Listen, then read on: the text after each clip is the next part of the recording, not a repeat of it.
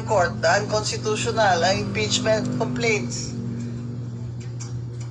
kay Vice President Sara Duterte.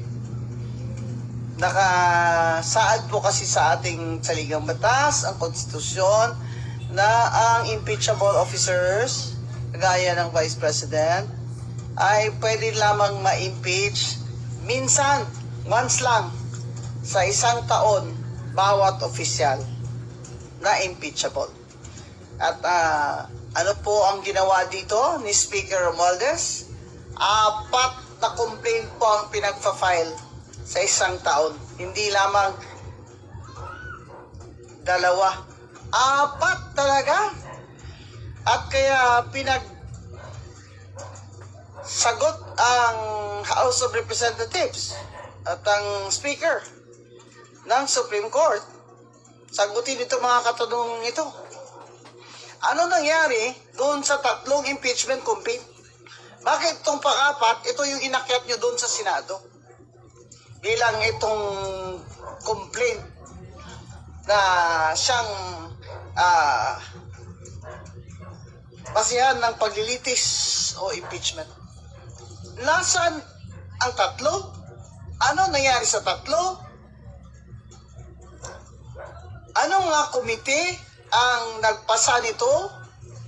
Sinabi pa ng Supreme Court, sagutin ni Speaker. Nabasa ba ng lahat ng congressman at congresswoman ang impeachment complaint na yan bago nila pinirmahan? Di ba may narinig tayong mga haka-haka dyan, pero palagay ko totoo yun, na pinatawag daw ang mga congressman na mga majority, mga congressman na under the thumb of Speaker Romualdez, pinatawag daw at dun sila nagpirmahan. Yung mga hindi pumirma, yun yung hindi pumunta o hindi pinatawag. Kaya, ang tanong ng Supreme Court, nabasa ba ng lahat yung impeachment complaint na yun? Yung pang-4 bago yan pinirmahan ng mga sumangayon? Hindi na po sumagot. Yan ho ang problema. Kung ating House of Representatives ay sinasabi niyang siya, ang Speaker, ay hindi po niya sasagutin ang Supreme Court. Abay, kayo ka lang makakita ng sabi democratic na bansa na ang House of Representatives ay ayaw sumagot sa Supreme Court. Sa Amerika na, pag pinapasagot ang Supreme Court, sasagot talaga lahat ng mga opisyalis ng gobyerno. Aba, ito talagang saksakan na talaga ang kapangyarihan ni Speaker Romualdez sa ilalim ng administrasyon ng kanyang pinsan ni President BBM. Ito ay isang dagok na naman, hindi lamang dagok ito.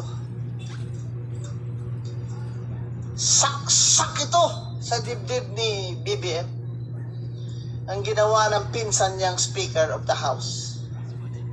Sa pagmamadali nilang talagang tanggalin si VP Sara para wala na siyang kalaban sa 2028, ay lahat ginawa nilang basta mapadali lang.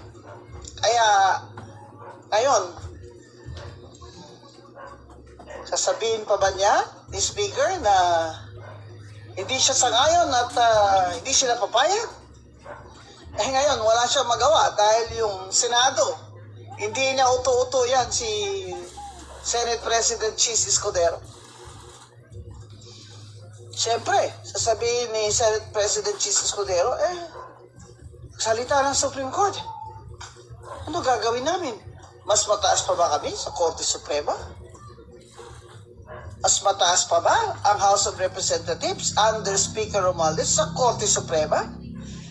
BBM, kasalanan po ito lahat ng inyong pinsan. Kaya sana po tanggalin nyo na yan as Speaker. Diyan lang po nakakasama na talaga ng image niyo lalo eh. Kasi lahat ng ginawa niya, simula pa dun sa budget na institutionalize na yung lahat ng mga ayuda dun.